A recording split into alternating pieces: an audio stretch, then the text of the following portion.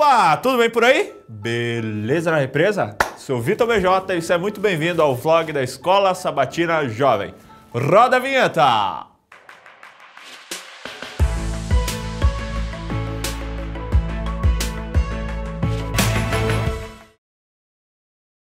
Hoje o assunto é sério, é pesado, é coisa grave. Muita gente acha que Deus deu duas alianças para o seu povo. Uma no Sinai, quando entregou os 10 mandamentos a Moisés, e outra com a vinda de Jesus. A primeira aliança, segundo eles, é a aliança da lei, dos mandamentos, sabe? Esse negócio pesado. E a segunda aliança é a aliança da graça, tranquila, relax. É até bonito, mas é um pouco limitado esse raciocínio. Por isso hoje a gente vai descobrir juntos qual é a verdade. Mas já vou adiantando, hein? A salvação nunca foi pela obediência da lei.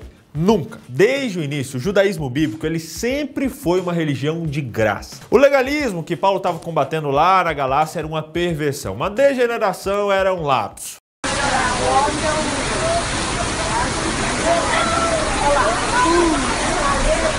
Há quem diga que a interpretação de Paulo da história de Israel em Gálatas 4 seja a passagem mais difícil de toda a sua carta. Bora conferir? Digam-me vocês, os que querem estar debaixo da lei. Acaso vocês não ouvem a lei?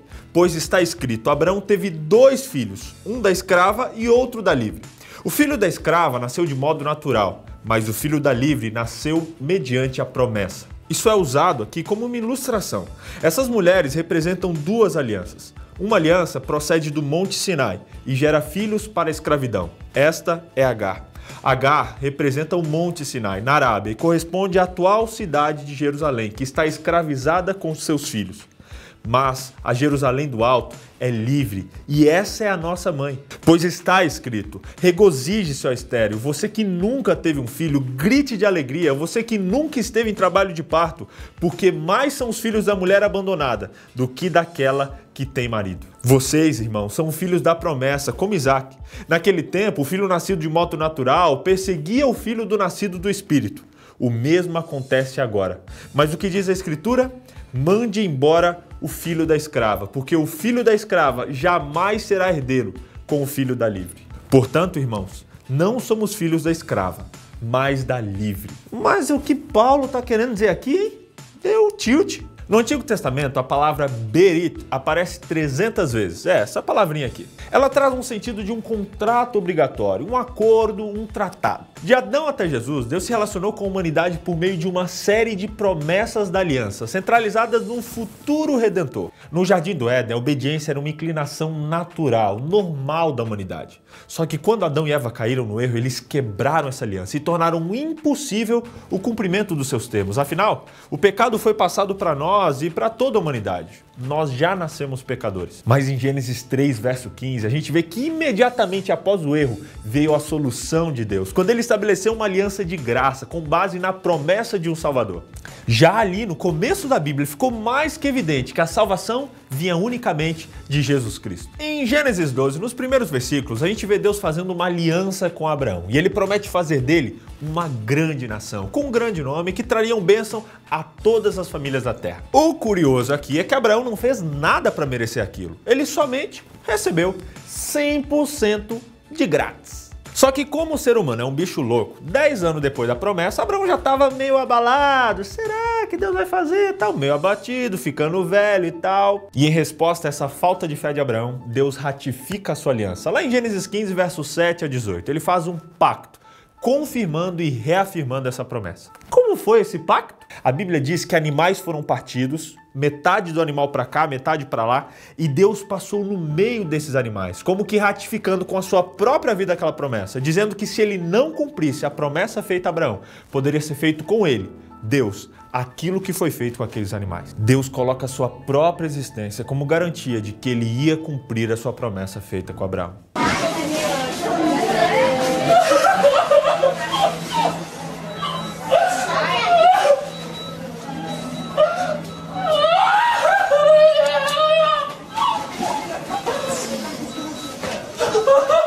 E agora agora chegamos ao tão falado texto de Gálatas 4. Por que Paulo tinha uma visão tão depreciativa da história de Agar? A resposta é simples. A história de Agar é a história do momento em que Abraão descreu de Deus. Abraão viu que a promessa de um herdeiro biológico estava quase impossível para Deus e quis dar aquela ajudinha, aquele jeitinho brasileiro. Sara, sua esposa, era estéril. Já por causa da idade e tal, ela achou que a solução mais sensata seria ele engravidar sua própria escrava. Pois é, ele realmente pensou que isso seria uma escolha inteligente. E essa tramóia de Abraão foi nada mais, nada menos do que quebrar o contrato que ele tinha feito com Deus. Nessa história, a gente tem um case muito interessante do quanto nós podemos cair, mesmo sendo homens e mulheres de Deus. Em Gênesis capítulo 17, verso 18 e 19, Abraão pede a Deus que aceite Ismael como seu herdeiro.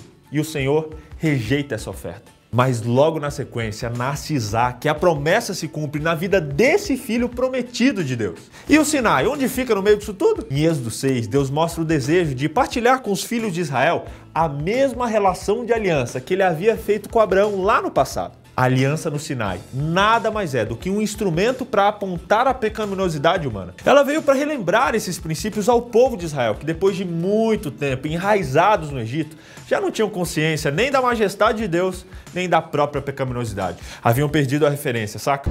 Eu entendi a referência. Assim como Sara e Abraão tentaram dar aquela ajudinha para Deus cumprir as suas próprias promessas, os israelitas tentaram converter a aliança da graça numa aliança de obras. Horrível, né?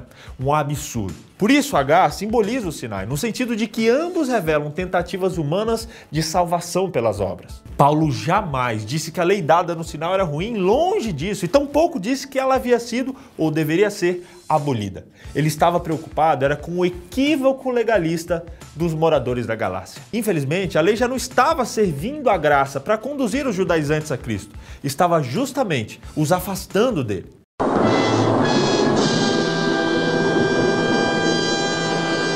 Paulo estava mostrando para aquela galerinha que os verdadeiros descendentes de Abraão deviam ser mulheres e homens de fé e não escravos da lei. Empolgante! Paulo ensinou que esses legalistas não eram filhos de Abraão, mas eram filhos ilegítimos, verdadeiros Ismaéis. Ao colocar sua confiança na circuncisão, essa galera estava confiando na carne, como Sara fez com Agar e como os israelitas estavam fazendo com a lei de Deus no Sinai.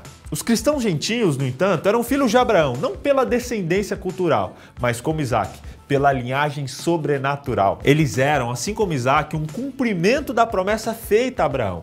Eram os verdadeiros herdeiros, eram parte da aliança. E agora, José? E aí? Quem vai meter de besta agora, hein? Toma essa! E com esse pensamento a gente encerra o estudo de hoje. Estuda a tua lição, compartilha esse pensamento com a sua classe, dá uma olhadinha nesses outros vídeos aqui e se inscreve no canal aqui também, beleza? Beijo pra vocês, falou!